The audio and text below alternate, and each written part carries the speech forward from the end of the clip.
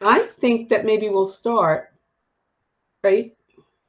Okay, so welcome everybody. My name is Joan Mealy McCarthy, and I am the executive director of the Summit School. And as I said, Ginger, we do these talks on a regular basis for the community, for parents, for teachers. Any way we can have an impact on children, we try to do that because not everybody either can or needs to come to our school. But I think that people, just more information is just that. It's more information and helps you do what you need to do for your child. So what's going to happen now? This is definitely going to be a death by PowerPoint, and when I present, I won't be able to see your faces, which I don't love because I do play off my audiences. But if you have, it's just a few of us. So Jess, if you see somebody wanting to make a comment or stop me, you can do that. Okay. All right, so we have a lot to cover. I'm always ambitious in what I want to cover. So I'm going to start presenting my screen.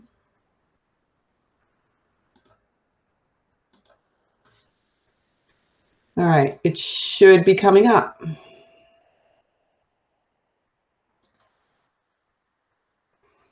Okay, so a very broad topic. Your child is struggling in school, now what?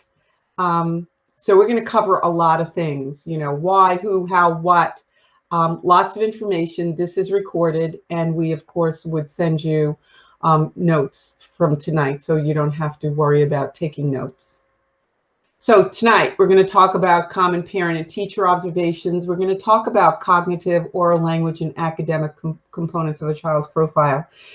Whenever you go to these talks, you don't often hear about the oral language piece. I'm a speech language pathologist by training, and the oral language, either very obvious or very inobvious, contributes a lot to a child's profile and to not just their social interactions, but also to their perceptions and ability to learn the academics.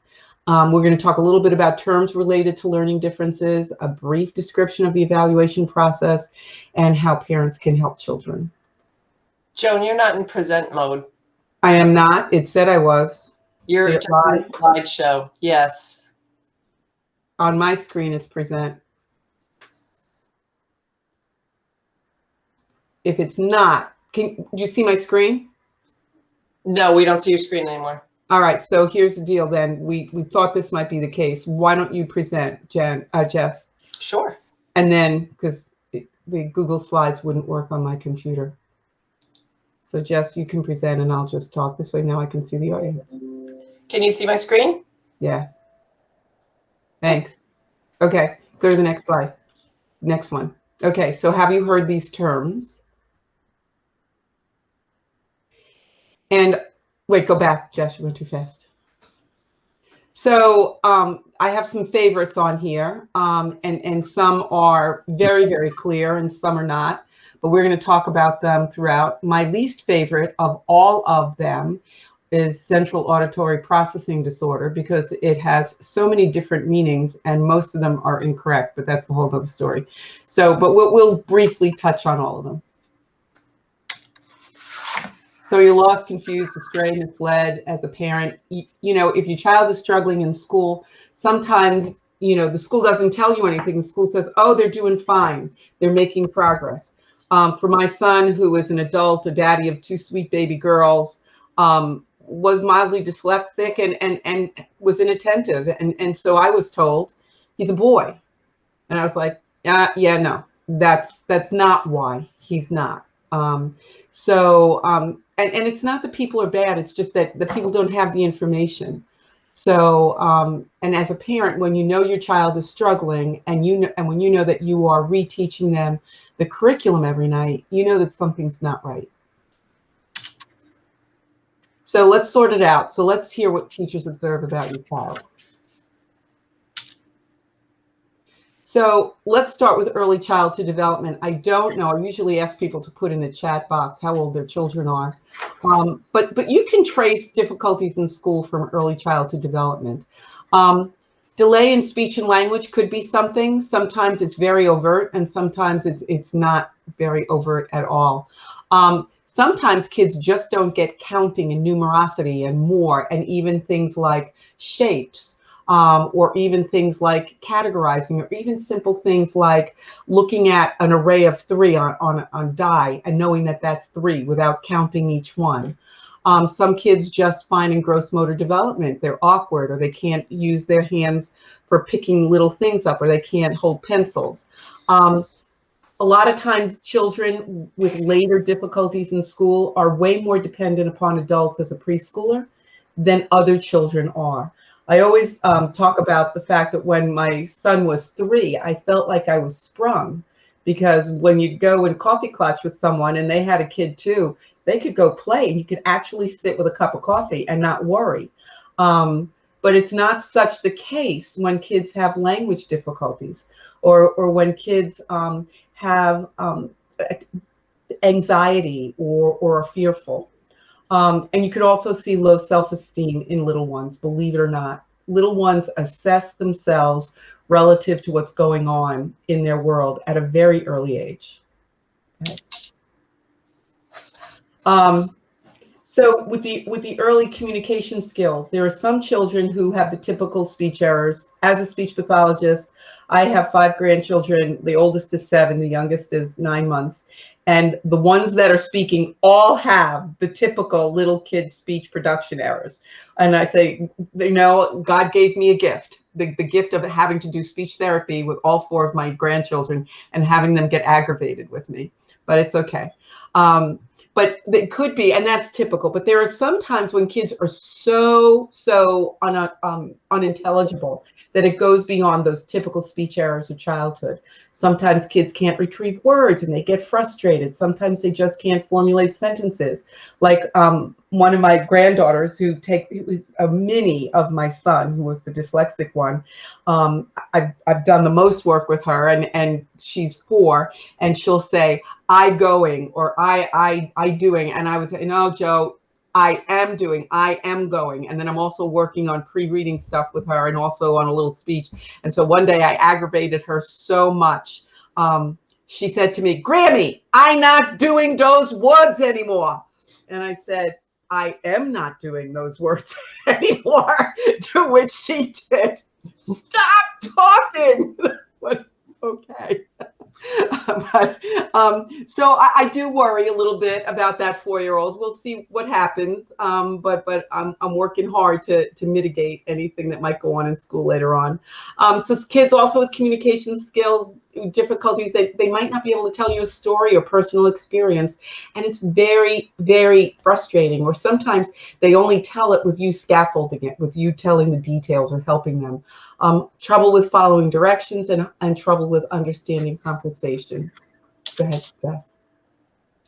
Some kids, you can see that social maturity early on. You can see relative to other kids how they interact with peers and adults.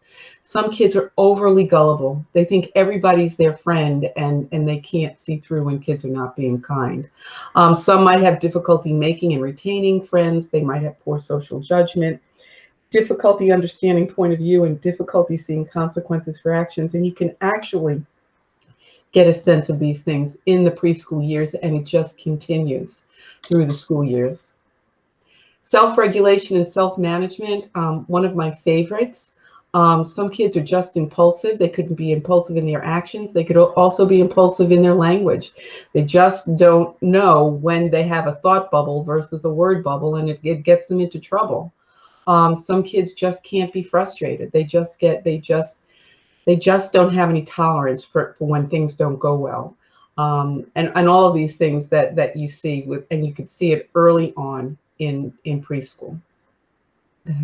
Jess.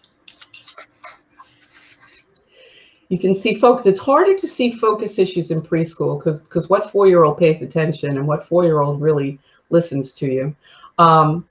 So the focus, unless it's really, really pronounced and they are really on high speed and bouncing all over the place, it's pretty hard to tell when a 4-year-old has attention and focus difficulties, but you start to see it in kindergarten when they'll tell you the work is boring, or when they can't sit and do work that other kids can do, or when they wander around from station to station. So you start to pick this up in kindergarten. Sometimes you don't see it until 6th grade. It just depends on the child and how it's expressed.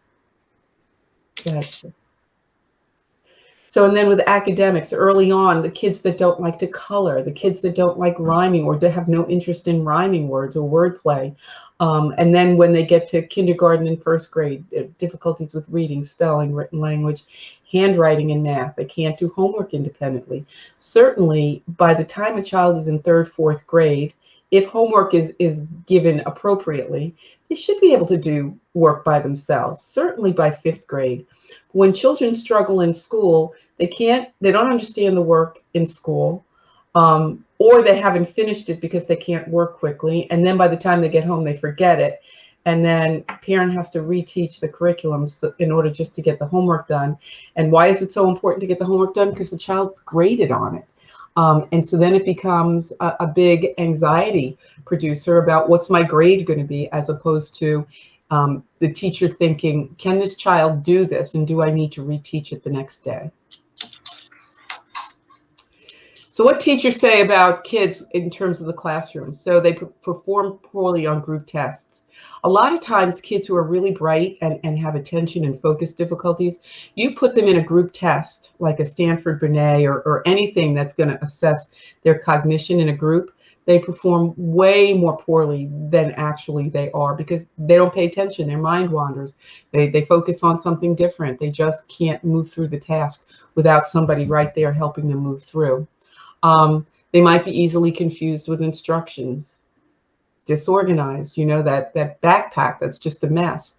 Poor handwriting goes hand in hand with some kind of learning difficulty, assuming that kids were given somewhat appropriate instruction in handwriting. Can't copy from the board. Slow work production. They just can't work. And the work is poor quality. If they're hyper-focused, then every now and then their work will look good and be good. But when it's just every day, got to crunch it out, got to crank it out, it looks terrible. And so then what happens to these kids is the teacher says, you can do it if you try, or you can do it when you really want to. But the issue is, it's not necessarily that they don't want to, it's just that the pace is too quick for them. And it's too quick either because they don't have a firm hold on the content, or their working memory is weak, or they can't write quickly, or they just can't cognitively pace themselves quickly. Right, Jess? They might have reversals in reading and spelling. That's not dyslexia, but you'll often see kids that maybe they do that with reading and spelling, and so that triggers difficulties with teachers understanding how well kids read. Go ahead, Jess. Difficulty with time concepts: before, yesterday, tomorrow, 5 minutes, an hour, reading a digital clock. Certainly by 2nd grade, kids can master an analog clock. But we have 8th graders at the Summit School who still, and we chuckle with them, with each other. We chuckle, telling time is not easy. Counting money is not easy. When 8 out of 10 kids in a class are counting coins, all different coins, mixed coins, and the kid with a learning difference just can't do it. It's not because they're not taught, it's not because they're not bright. It has to do with their learning difference. And then what happens to some of these kids, they act out, or they call out, or they're class clown, or they withdraw. And so, children want to perform and children want to please. But when they're frustrated and when they're bright, they get even more frustrated. So a behavior problem is not merely a behavior problem. Before you consider that the child is obstreperous, you might want to think about what's truly going on in that classroom and how can things be changed in that classroom so that that child can perform in a way that satisfies them. So once again, they'll tell you that there's difficulties with reading, math. Automaticity is a big deal. So some kids might have a sense of the phonics and the code, but they're not automatic. And so their reading is slow and they sound out lots of words.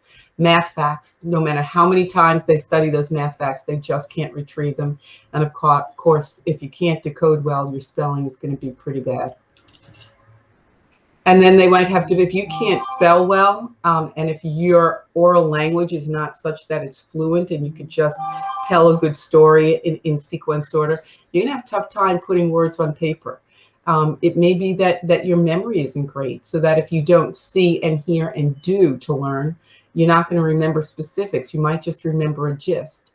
And then abstract concepts might be difficult for you. Joan, I think I'm going to go in and let a few more people into the meeting. Okay. Oh, okay. All right. Can you see my screen again? Yeah, got it. It never went down. Okay. So we can't talk about children struggling in school without talking about COVID. And so what I put in here is, did your child struggle pre-COVID? And does your child struggle even more post-COVID? And we'll talk a little bit about the grid and learning differences. But there are some children who, before this pandemic struck, were convinced that they're just stupid, even though they're bright, and they're frustrated and they feel like they can't do school. But then for some kids who are holding on and doing okay, this whole year on the grid for them has been just awful, because they don't have that one-on-one attention. They don't have things broken down. And especially if they were given what we call asynchronous work, where they just have to, here's a packet of paper, do your work, and it's not really instruction. It's just a death knell for kids. So I wanted to introduce executive functions here just a little bit, because that plays right into a child who pre-COVID felt that they can't do school well, but if they do have difficulties with organization and planning and initiating and working memory, on the grid, it is just really hard. And we saw that despite our best efforts, the children who struggled most with executive functions were the kids who struggled the most learning on the grid. And for us, learning on the grid was face-to-face instruction.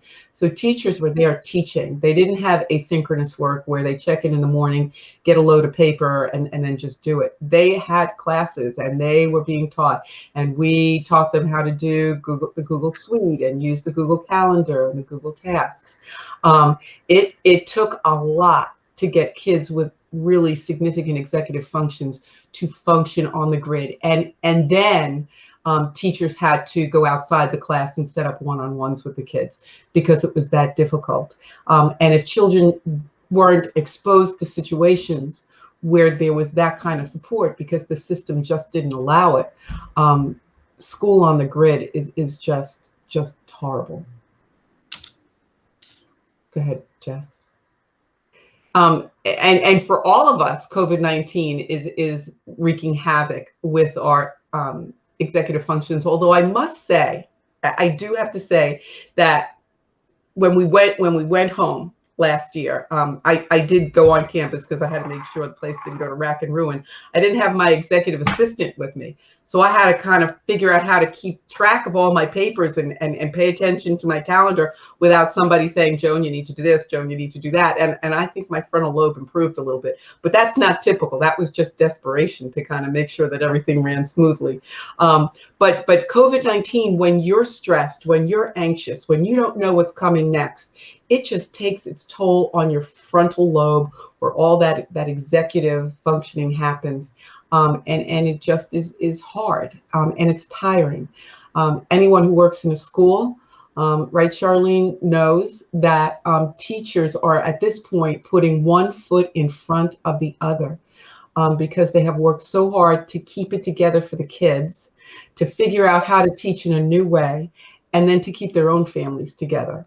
And the kids too. The kids are tired. I mean, we talk about all the things that we couldn't do this year. We couldn't have our after-school sports. We couldn't do our makerspace because makerspace was being used as a classroom. We couldn't have our electives where kids get to do fun and exciting different things. We couldn't have our Common Connect where kids do fun things in the gym with the whole school. There's lots of things we couldn't do because we're socially distanced and because we had to be careful, etc. And that takes its toll on kids. And the worry of uncertainty, as I said, just sets us into overdrive. And if it happens to us as adults that can self-talk ourselves, all right, I'm stressed today. I know I need to do this. I'm gonna do this, then I'm gonna do that, then I'm gonna make it through this much, and I'm gonna be okay. Little kids don't necessarily have that ability, and certainly we know that kids with executive functioning difficulties don't have that self-talk. They can't work themselves or talk themselves through problems, let alone have verbal or words to code the stress and the tension that they're feeling in their system to get through the day, which is so very different from anything they've ever known before. And so when something isn't predictable, there's these chemicals in the brain that send us into flight, fight, or freeze response. So sometimes, when we are just done, you find me in front of a Hallmark movie on the couch in my husband's man cave when I just can't do anymore. That's just what happens. But with kids, they might take off, they might not show up on the grid, they might become a little more argumentative or just not participate. So go ahead. So what does it all mean? So when we talk about children, we want to talk about processing difficulties and academic. And sometimes their difficulties are more evident with their academics, but there's processing issues that are causing the academics, or sometimes it's more processing issues, but their academics aren't as bad as you would expect. But in the moment, to get through a day, it's very, very tough. And when they come home, they're burnt, they're toast, because their memory and their organization and their executive functions are just that hard to manage. Go ahead. So sometimes kids have difficulty with cognitive tasks. Could be memory, short and long-term memory. We also talk about working memory, which is something where as I'm talking, you're listening to me and you're thinking and you're thinking about what I'm saying, it relating it to something you already know, and you're holding it in your memory, and you come to a conclusion, or you can make new observations or new thoughts as a result. That's because you have working memory. When kids don't have working memory, it's hard for them to follow a conversation. It's hard for them to follow the verbal that goes on in a classroom without the visual to support it. Concept formation might be hard. It could be hard to analyze information. Maybe they just see the big picture. Maybe they just can't put the parts together. And maybe they do better when they look at something visually to problem solve, as opposed to listening to the verbal piece and problem solving using language. Okay. Attention. Attention is always something that I worry about with kids. Not all kids who struggle have attention problems, period, zip, dot. But there are many kids who have difficulties with attention and then who struggle academically. Go ahead, Jess. And then executive functions. The more and more executive functions are studied, the more the neuroscience is showing that executive functions is evident in just about everything we do. It's evident in not just planning and not just keeping the backpack neat or keeping your desk neat or writing a term paper. It's evident in your oral language. How fluent are you? How can you just keep talking about a topic without repeating? How can you initiate conversation? It's evident in reading. Even reading decoding has a goodly amount of executive functions involved in it. Reading comprehension has a lot of executive functions involved in it. And there are many times when kids have great vocabulary, they understand language, but you put a long reading passage in front of them and it looks like they have a reading comprehension difficulty when in actuality, they can't remember. So they, as they read, they understand, but by the time they get to the end of the passage, they don't remember. So that, you know, so it's all about this differential diagnosis to understand not a number on what a child's cognitive profile is. The number is not important. What's important is their functioning and teasing out the pieces of their cognition to understand what they bring to a classroom, and then to understand what you need to do in a classroom to either support, develop, or bypass the difficulties with cognitive processing. Of course, I'm always going to talk about language because I'm a speech pathologist. And people often don't talk about this, but when we talk about language, it's form, content, and use.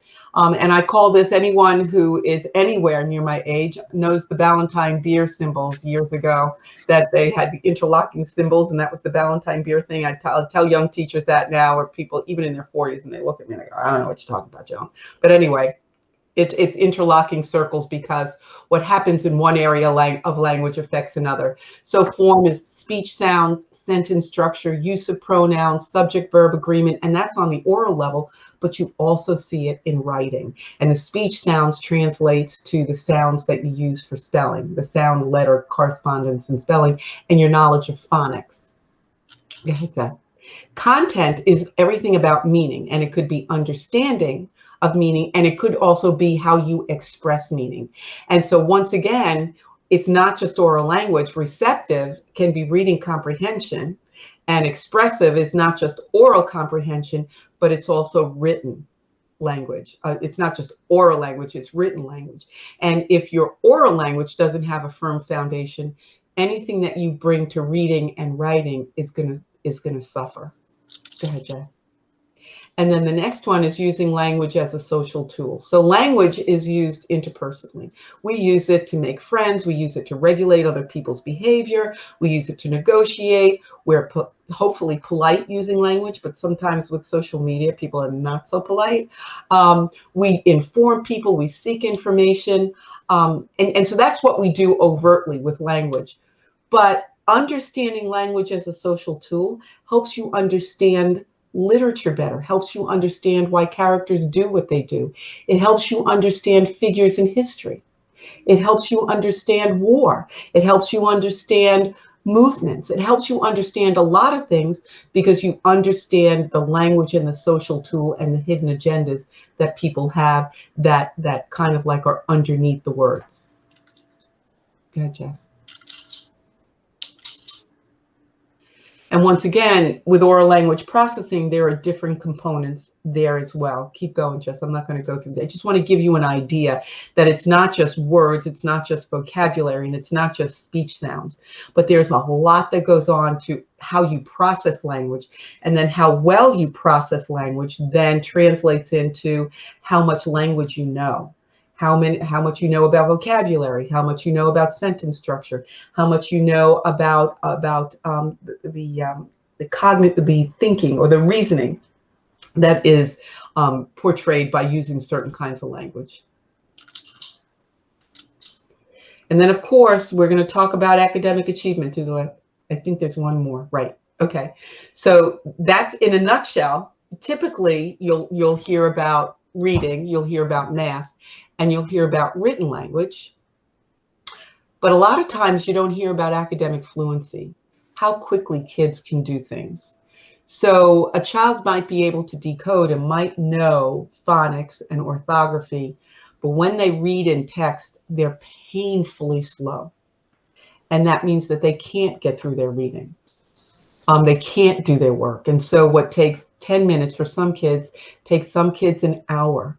Same thing with math fluency. Math fluency refers to your ability to retrieve numbers, to retrieve math facts, addition, subtraction, multiplication, and then to use that in your calculations and problem solving. If your math fluency is not good, it slows you down. If your reading fluency is not good because you can't process quickly or because you can't read the words automatically, it slows you down and reduces your efficiency and makes you look way less competent than your cognitive profile is. And this is what gets kids. When kids are in a classroom early on, they believe, and you ask them, the smartest kids in the class are the ones who finish first. So kids with learning differences, their objective is to be the first one done. And the first one done doesn't necessarily mean the one who's the most right. But kids don't understand that. They just see it as, if you do it fast, you're smart. If you don't do it fast, you're not smart. And the same thing with written language. And all of those things, reading fluency, math fluency, written language fluency, it all has to do with executive functions and your ability, your working memory, your ability to plan, your ability to execute. And so all of these things are important to know in a child's academic profile in order to understand what they need to improve and what they need to be successful and what they need to get to grade level and what they need to get to high school and what they need to get to college. Because unless you are this discreet and diligent in understanding, you're going to miss things and the kids are going to struggle all through school. Gotcha. So these are some other automaticity early on: color names, alphabet letters, days of the week, months of the year, seasons, math facts. So I haven't quizzed my adult son recently because I don't really want to aggravate him that much. But I remember a while ago, I said to him, Jack, tell me the months of the year. And he looked at me, he goes, Mom, come on, really? You know, ask my sister that, the PhD. She knows that. I just make money. So he just still will miss a month in the year. It's just those automatized sequences. So you'll see these other kinds of soft signs that happens when kids struggle with learning. Go ahead, Jess. So these are the terms that you might have heard. Some terms that are not, so you have a specific learning disability. It's not very helpful because it doesn't help you understand what to do. So you might hear reading disability. Well, it's getting a little better, but we don't know if it's reading comprehension, and we don't know if it's word level reading like decoding and spelling. So when you hear these terms, it's really important to be as specific as possible so that you can plan your course of intervention. The same thing with a written language disability. It could be dysgraphia, where it's difficulty, and I have a slide on that, with actually writing and forming the letters, or it could be more executive function, or it could be because at the oral language level, you can't retrieve words, you're not fluent, you can't come up with ideas and sequence your ideas. So while a written language disability is an over umbrella term, it really doesn't help you plan intervention. And the same thing with math disability. Well, what is that? What does that mean? So a math disability to its nth degree could be dyscalculia, which is kind of like the math partner to dyslexia. Dyscalculia is real difficulty with number sense, and I have a couple of slides. But there are kids who have math facts, who are good math thinkers, but because they have executive function difficulties, they forget the steps. So they understand division, but ask them to do long division and they can't because they've forgotten the steps. Or ask them to solve for X or a binomial, they forget the steps. And so it's not that they can't think their way through, because a lot of times those kids, they'll think their way through to the answer, but it takes so long because they don't remember the algorithms or the equations or the procedures. So it's really important to understand that these terms have really discrete components under them to help you understand what a child needs. Go ahead, Joyce. So this is not a talk on dyslexia, which is my favorite thing to talk about. But I do want you to know that dyslexia is not seeing letters backwards or words backwards. Dyslexia is a learning difference. It is a word level reading disorder based in the phonological components of language. And what does that mean? The fact that words are made up of sounds and sounds are sequenced, and that in order to understand those discrete categories of sounds that get sequenced, once you know that, you can map letters on top of it. Why do children reverse B and D? B and D look very much alike, and B and D acoustically are very similar. And so when there's not differences in the signals, whether it's the auditory signal or the visual signal, they're going to get mixed up. Dyslexia is characterized by difficulty with accurate or fluent word recognition, despite really great instruction, as well as spelling. And so if you can't decode, your spelling is not going to be good at all. Sometimes kids can decode okay, but their spelling is not good. They're very phonetic in their spelling, and that's more of what we call an orthographic dyslexia. And then it's also, dyslexia is unexpected given to the fact that, you know, this kid is really smart. You know, this kid has had good instruction, and why can't my child read? Dysgraphia is a written language disorder that involves mechanical writing and skill or handwriting. It also involves, this is, the literature is not clear the way I would like it to be, but it also involves that ability to plan, think, sequence what you want to write. It can occur alone, or it can happen with kids who have dyslexia. A lot of times you see kids with ADHD who also have dysgraphia.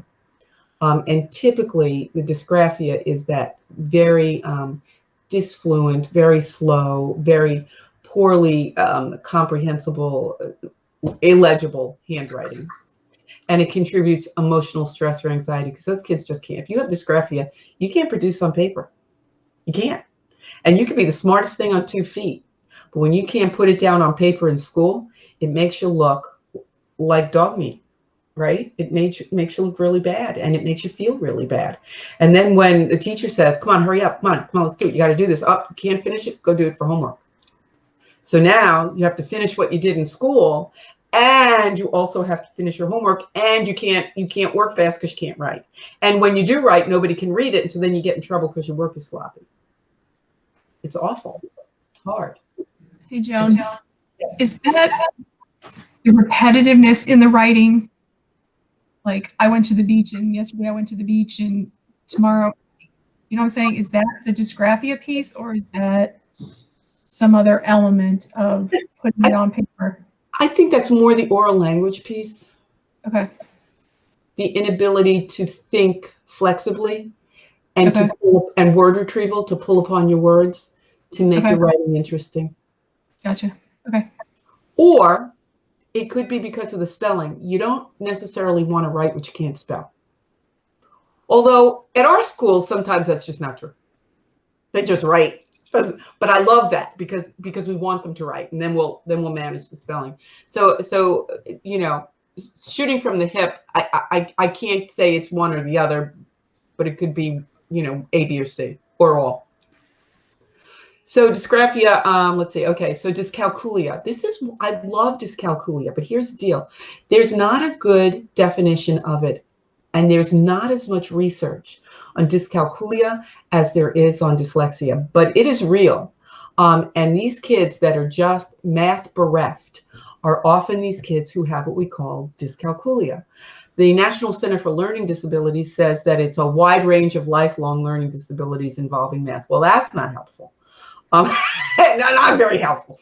And it can vary from person to person. Well, yeah, so can a lot of things, and it affects people differently. Yeah, we know that. Go to the next slide, please, Jess. So what is agreed upon is that there's a delay in counting should be as compared to peers at age 5 to 7. So certainly by around 4, kids are in preschool. They can do one-to-one counting by age 4, where they take a bead and count 1, another bead, count 2. They can certainly, in a good preschool environment, by the age 4, do 10, one-to-one correspondence to 10, even 20. They can tell you more, they can tell you less. They can start to play a board game. So roll a dice or spin a spinner, and they could start to do that. They can start to understand what's more and what's less. So if you say, let's count on, here's 5, what's 3 more, they'll be able to do that. But kids who have dyscalculia, it's just Greek to them. They just don't get it. And then starting in first grade, second grade, those math facts just don't come. So here's what I know. If you have very neurotypical learners in your house, and if they're exposed to preschool and certainly kindergarten, those kids are starting to learn math facts in kindergarten. They can count to 100 and recognize to 100. They can start to make judgments about numbers. But children with dyscalculia, when 19 out of 20 in their class are doing all these math things, they're not. and you got to start to wonder. It is that numerosity, it's that subination, understanding groupings, that if you see 5 in a certain array, it's always going to be 5. If you see 4 in a certain array, it's always going to be 4. So it's really Greek, and I mean to denigrate the Greek language, it's just because, you know, it's such a different language. It's just foreign to them. It's just a hard time. And so then building upon that, learning how to tell time, learning how to count change, count money, it's very difficult. And then learning base 10, understanding when you do 10, like 11 plus 9, you do 9 plus 1, carry the 1. That whole plug and chug doesn't work because they'll forget the plug and chug and they don't understand the base 10 that supports that. So go ahead, Jess. So difficulty learning math facts, developing problem-solving skills, poor long-term memory for math functions, not familiar with math vocabulary, difficulty with measuring things. Fractions. My niece is a senior in high school, graduating, gets A's and B's, is going for a vet tech degree at Mercy College. She was here Easter time. She's baking with me. I said, you need a 1/4 cup of water for this cake. And she came to me, she has math issues. She goes, Jojo, I have trouble with fractions. Can you help me? I went, okay. You know, and then the thought behind my, you know, we need to get her tutored in fractions because she's going to need to have to do injections with fractions and decimals. But at any rate, math has been a struggle for her. So, okay.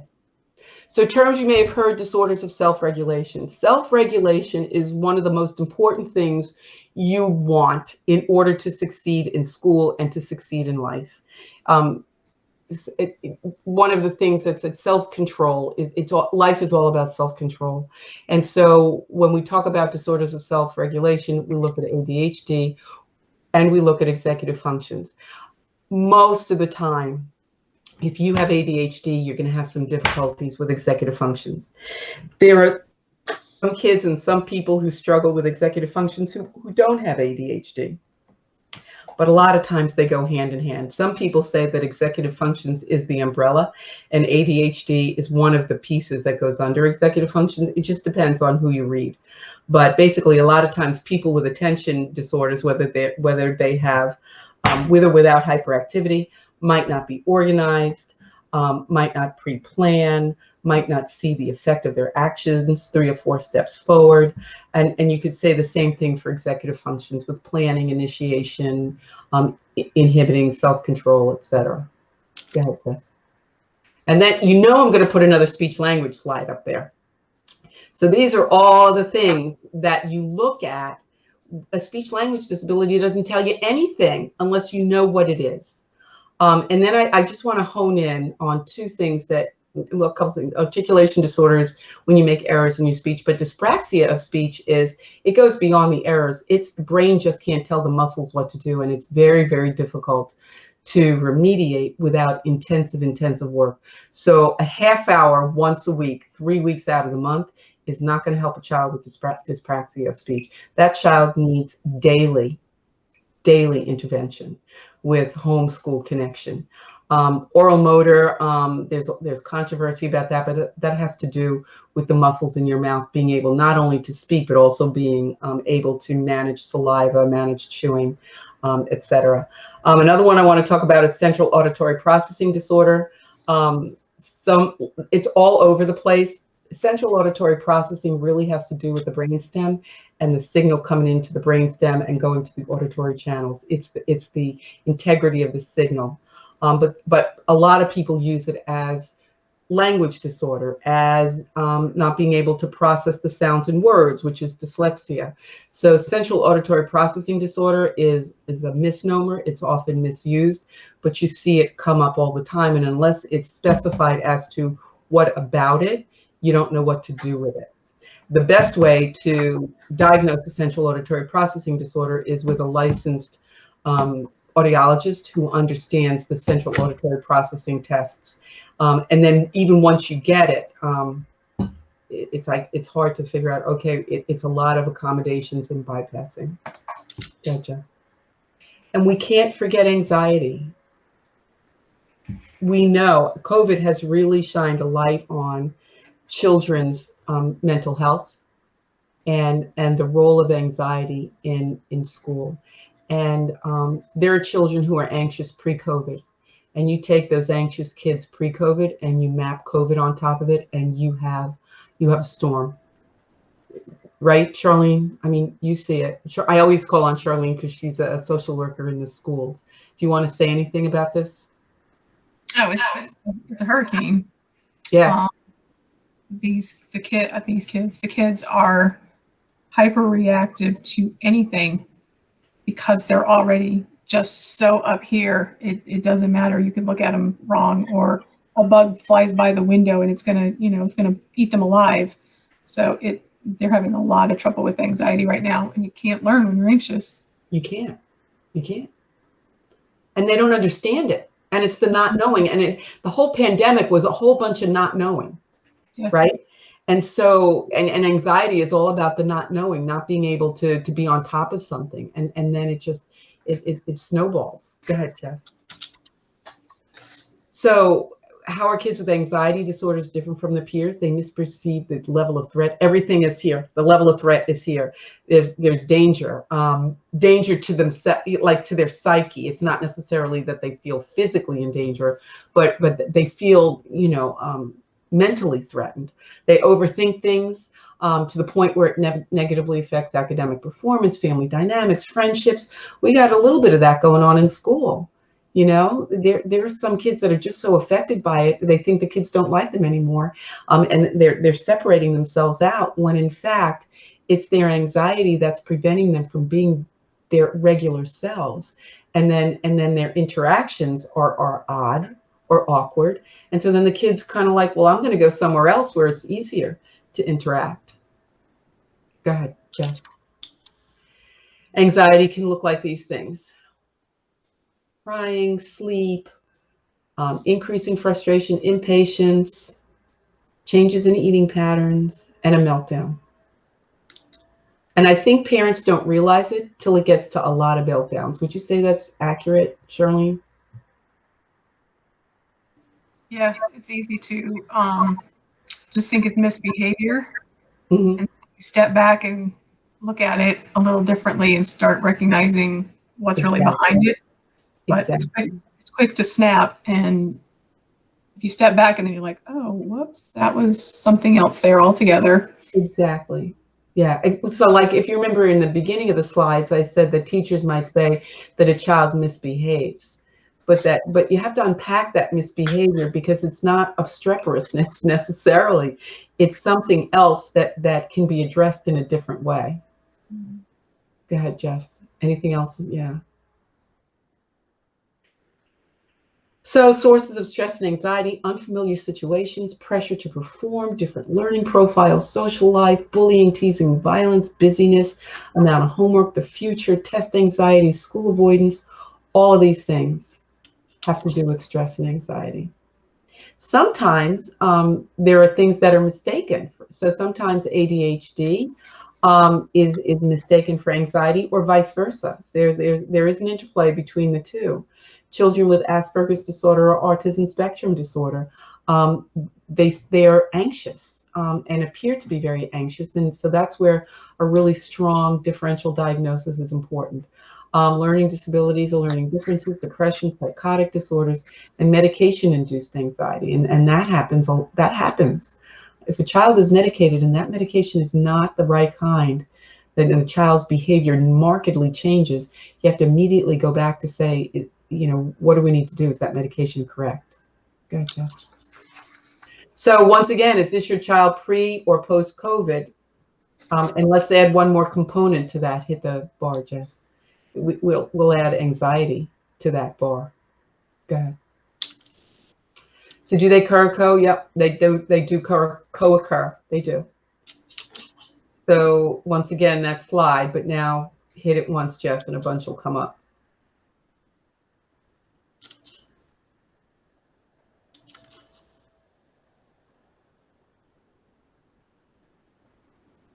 Go ahead one more time.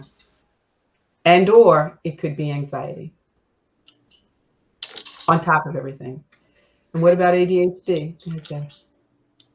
It can co-occur. I don't know what the official stat is on co-occurrence with specific learning disabilities, but I would say at least 40 to 50% of children with learning differences have ADHD that probably could use some medical intervention. Typically, kids with ADHD have poor handwriting, poor written language skills, struggle with math, which is following the steps and attending to the details, have reading comprehension difficulties only because they don't pay attention to the details, and poor spelling and spontaneous writing tasks. Are you still feeling lost, confused, astray, misled? So we do advocate comprehensive diagnostic testing. Typically, children receive cognitive and achievement testing, but you have no idea how helpful that oral language component and very specific and discrete components of oral language testing can really complete the picture. Go ahead. Yes. In a typical public school system, the people involved are a clinical or a school psychologist, a speech language pathologist, a special educator, an educational diagnostician. And the job, if the testing is done in pieces, the team has to come together and integrate everything and come up with a picture and say, how does this profile impact learning? And then what are we going to do about it? So is it a different, is it the way the class is handled? Is it tutoring? Is it school placement? Does there need to be any medical intervention? And is counseling needed? In a public school, lots of parents look to the school for understanding whether the child qualifies for special education under IDEA 2004. So if they qualify for special education, they would get an individual education program, an IEP that delineates the things that the child is going to be taught and is going to learn throughout the school year. Sometimes they start with a response to intervention. They do an 8 or 12-week intervention to see if it makes a difference before they qualify the child for special education. Or sometimes, a lot of times, parents will get a 504 plan, which is accommodations. And accommodations is just that, accommodations. It's not teaching. It doesn't make up for skill deficits. It doesn't teach a child how to read. It doesn't teach a child how to do math. It doesn't teach a child how to write. But what it does is it takes away some of the time components. It reduces some of the workload. It gives children breaks, but it doesn't teach children. It doesn't help them with skill development. Or you can do a private school option. And in private schools, there's all different kinds. A typical private school, you can get accommodations, perhaps, if they don't have to, if they don't take federal dollars. A lot of times they have learning specialists that can help. Either they pull out small groups or they collaborate with the teacher, or you can go to a specially designed whole school program, and that's what Summit is. And when you're looking for effective intervention, you have to make a child take their dependency and bring them to independence. You have to make routines. You have to make them know what's coming. So in a lesson, the lesson format has to be very typical from day to day, so that they don't have to figure out what's the organization of this lesson. They just kind of drop themselves in the organization and learn the information. Give children incentives and positive reinforcement. Allow them to be an active agent. Let them have some decision over what's happening in the classroom, and overteach over time. We do a lot of games. We do drill and kill through games, so it's not painful for kids, but the kids have to overlearn their skills, otherwise they lose them. Gotcha. When you design effective intervention, you have to teach new skills and content systematically and explicitly. And that goes back to, if you don't know where the holes are, if you don't know what the child is struggling with, you can't figure out what skills you need to teach systematically and explicitly. So if it's reading decoding, it needs to be a very explicit, systematic, progressive curriculum to help kids learn how to read. The same thing with writing, the same thing with math.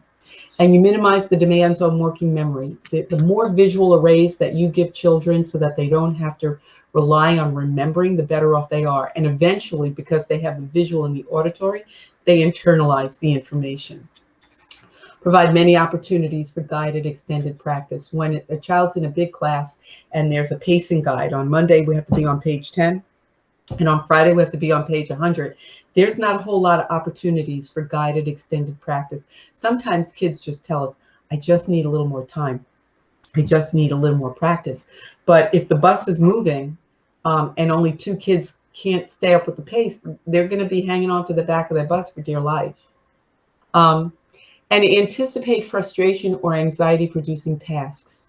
So you start out with, this is going to be a little harder than what you're used to, but I'm going to help you get through it, and here's how I'm going to do it. So you always let kids know, instead of them being caught in the dust storm.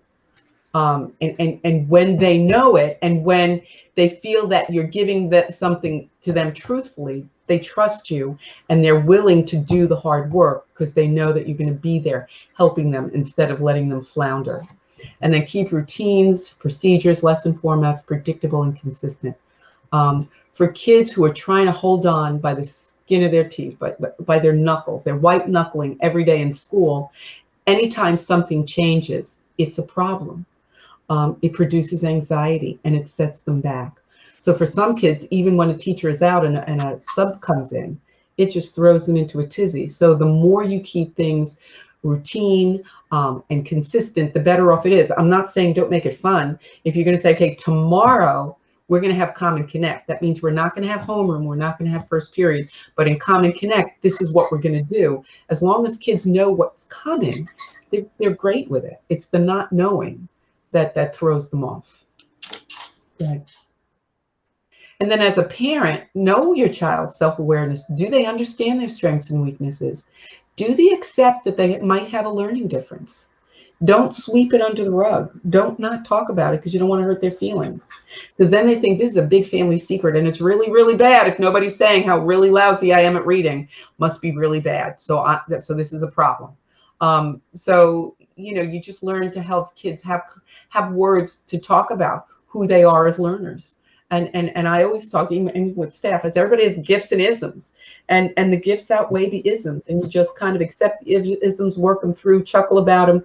But you know, it's okay to have isms, and know what their talents and interests are, and help them compartmentalize the learning issues. And the learning issues do not define them. They are not a dyslexic child. They are not a child with a math disability. They're a child. Really important. And then the other thing is, this is my spelling error. Know how the child perseveres. Do they have a work ethic? And if they don't have a work ethic, why not? Is it because they don't know the work, or is it because of ADHD? Is it because of their executive function and they just can't initiate? Is it because they can't organize? And how do you develop a work ethic? Because life is about a work ethic. It's about grabbing the bull by the horns and doing what you need to do, not only to get through the day, but to get through the week, and to make a life plan, and to be comfortable and feel happy with the goals that you achieve. The kids know how to deal with obstacles and setbacks. For our kids, sometimes an obstacle or a setback is like a major deal, but usually it's not that big a deal. And when something happens at work with staff, I say, if nobody died, then we're good, because we can just kind of problem solve it and figure out what to do. And it's the same thing with a kid. Did anybody die? No. So let's figure out what to do. So you have to put things in perspective for kids. And do they know how to adjust to change? And do they accept change? And do they know when to quit? Sometimes there are kids that just won't quit. They're going to be perfectionists. They're going to keep on doing it. So sometimes it's okay to not do, you know, excellent work. It's okay. And so helping children with those boundaries and with that flexibility is important. Okay, Jess. Help your child with goal setting. Define a goal. Understand the importance of setting goals. You know, I say this to parents, middle school, high school kids, to have the child say, what do you want to do when you grow up? And that's going to change 5 times. But at least a child can be future centered, can say, I can do this. I like this and I can do it, and I'm going to work for that. Children without goals are kind of flounder. So how many college students without goals go in and party the first 2 years, right? Spend their life high, drunk, whatever, you know. But if you go in with a goal, you can drink a little bit and still get to where you want to go without flunking out of school. Go ahead. Help your child accept and use support systems. Early on, it's important to let children know that it's okay that they struggle in an area, because everybody has something that they need help with. And that accepting help and using supports is going to get them where they want to go. For some children, especially children for whom their learning difference has not been defined until 6th or 7th grade or acknowledged, they're very proud. And they feel that if they accept support, then they're accepting that something is quote unquote wrong with them and they're broken. And so if I don't accept support, or if I don't use the Empower writing strategy, if I just write, then nothing is wrong with me.